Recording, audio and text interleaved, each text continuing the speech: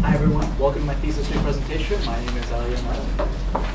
Since I'm the first member of my group to present, I will present a brief overview of what this thesis project is about and what we accomplished last semester.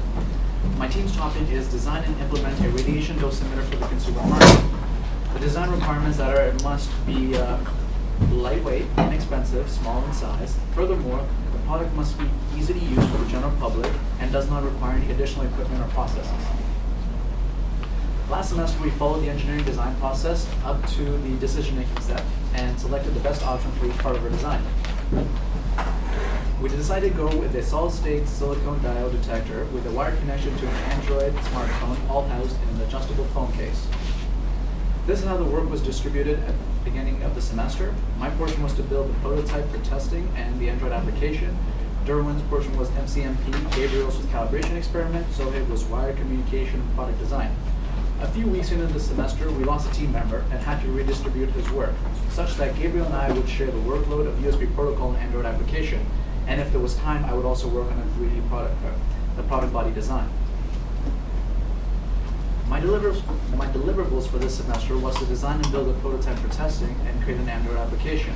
My extended aim was to make progress on USB communication and product body design. For me, this semester there were a lot of unknowns, so I broke everything down into smaller steps. But this also meant I spent a lot of time in this loop of implementation, test and evaluate, and refine, and then back to implementation. At the beginning of the semester, we received our shipment of the R2007, and with it on hand, I had to understand how it works. So I connected it to a power supply and connected the output to the oscilloscope. I reforged the radioactive rock from last semester and used it to test this detector. We were able to see distinct 5-volt pulses on the oscilloscope.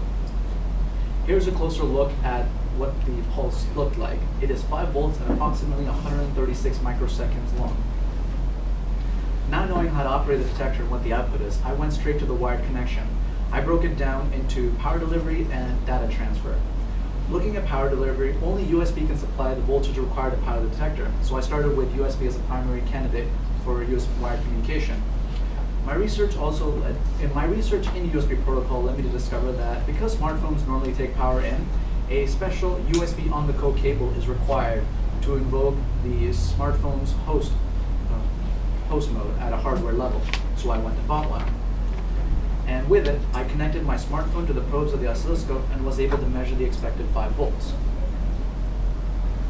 With the voltage confirmed, I connected the detector to USB power through an RC low-pass power filter and tested it with a radioactive rock, and it worked the same as it did when battery powered. The detector was drawing 0.427 milliamps at 5.1 volts, equaling a power draw of 2.18 milliwatts, which was really small. With the detector being successfully powered through USB, the next step was counting pulses. We connected the output of the detector to an NI DAC and created a LabVIEW virtual instrument to count the pulses and compare to the oscilloscope. The prototype was now ready for Gabriel to conduct his experiments, and I went back to figuring out data transfer with USB. After a lot of research and reading, I came to the conclusion that creating a USB connection from scratch, while definitely possible, it is a significant amount of work, which I knew I could not get done by the end of the semester. Also remembering that this was not part of my original scope for this semester, I decided for the purposes of this thesis project, I will instead aim for a proof of concept. To do so, I had to think more outside of the box, which led me try to repurpose something pre-existing to be my purposes. The detector outputs a TTL pulse at every detection event. A digital signal is like switch turning on and off. So why not a USB mouse? Since the USB mouse already has the USB protocols built into it and the phone already knows what a mouse is, I would be easily able to count the clicks in the Android application. Seems simple enough, however reality isn't. Physical switches have 2 metal pieces inside which touch to close the circuit, but due to the kinetic energy, the contact is not perfect. There is chatter, meaning the 2 pieces make contact on and off multiple times before having steady contact, as seen in this diagram. This can be interpreted by the system of multiple on and off stages. This is a bad thing because you don't want to click your mouse once and have the computer read it 10 times. That's why most modern mice have a debound circuit to ignore unintentional clicks. This is normally a good thing, but for me, in this case, was bad. The mouse I use ignores any clicks shorter than 380 microseconds, meaning I would have to increase the pulse width coming out of the detector. To achieve this, I use a 555 timer IC set up in monostable configuration. The picture of the oscilloscope on the screen, the top line is the pulse coming out of the detector, which is approximately 136 microseconds. The bottom line is the pulse out of the 555, which is approximately 410 microseconds. So I knew the system was working as intended. This is a circuit diagram. This is the whole circuit diagram required for the signal from the detector to be used to actuate the mouse button and have it register in app. The RD2007 outputs a low to high 136 microsecond digital signal, which is then inverted to a high to low and then sent to the trigger pin of a 555 timer IC, which outputs a low to high 400 microsecond pulses to the base of a transistor. The transistor acts as a solid-state switch, which is used to actuate the mouse button. These clicks are sent through the USB to the phone for the app to count. I then connected everything together, and everything worked as intended. The app was counting the radiation detection events from the detector.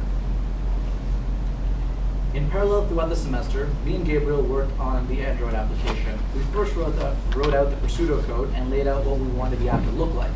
It was based on the data Gabriel would need for his experiments. The app shows the running number of counts, counts per minute, and counts at 10 seconds, 1 minute, and 2 minutes. Once Gabriel had completed his experiments, I added a field which converts the counts per minute to dose using calibration factor. Also in parallel, I worked a bit on product body design. Here is a CAD model. The design consists of two main parts that slide together via a V-groove. The detector and circuitry is to be housed in the enclosure at the top. It is 13.8 centimeters when fully closed, as seen in the first picture, and 16.8 centimeters tall when fully open, shown in the middle picture. It is 4 centimeters wide and 1.8 centimeters at its thickest point. The case can be used for phones as small as a Sony Z1, which is 12.5 centimeters, to as large as a OnePlus One, which is 15.5 centimeters. In conclusion, I have completed my deliverables of building a prototype for testing and building an Android application. On top of that, I built a successful proof of concept for USB communication and made progress on the product body design. Possible future work can be creating a proper USB protocol for communication between the detector and phone, improving and expanding the application, like adding features such as real-time counts per minute and dose, and also finishing the product body design. Special thanks to our supervisors, Charmin and Dr. Liu, and also thanks to Bradley, Robert, and Callan for their help with equipment and suggestions. Thank you. Any questions?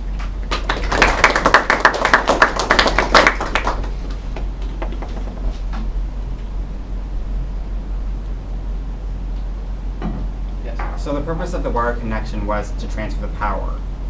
It's to power the detector as well as get the counts out of the detector and do any processing in-app. Okay.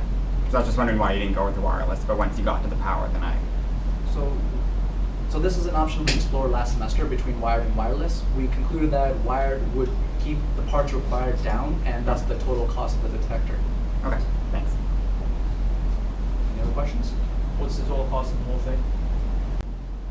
Because at this point we've only gotten to a proof of concept, we are still well under the guideline we set last semester, which was under $200. But because we actually don't have a proper USB protocol implemented and have not finished the product body design because we lost a number, we don't have an actual accurate total yet. So what's your approximate total at this time? At this time, I don't have a number. I can give you an estimate, which is about $160.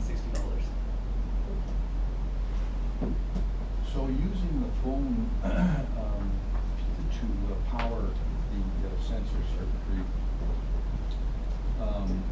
you're using capacity up to the extent of whatever that is at 2.18 milliwatts.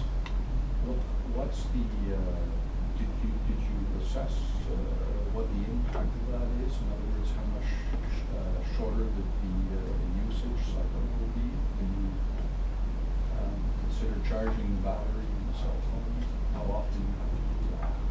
So I have a research paper that I will be using in my report to compare the power usage of the detector versus all the different components inside the phone.